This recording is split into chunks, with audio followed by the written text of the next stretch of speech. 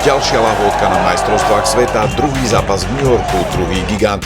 Po Brazílii si trávnik na MetLife vyskúšal ďalší favorit na titul, Francúzsko.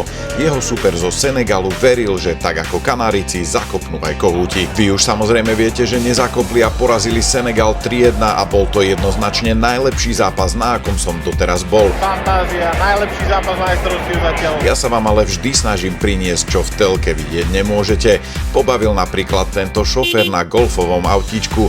Pred zápasom mu manéver s obrubníkom nevyšiel a museli mu pomáhať fanúšikovia, vyšlo to až na druhý pokus. Každá sranda tu vyjde draho, dnes sme si dali pod zub niečo ako krokety so syrom a slaninkou za $20, ale vôbec nesklamali.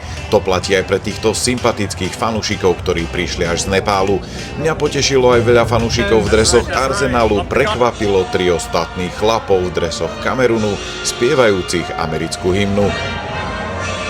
Skvelá atmosféra, väčšina fanúšikov spokojná, pekné góly a výborná organizácia.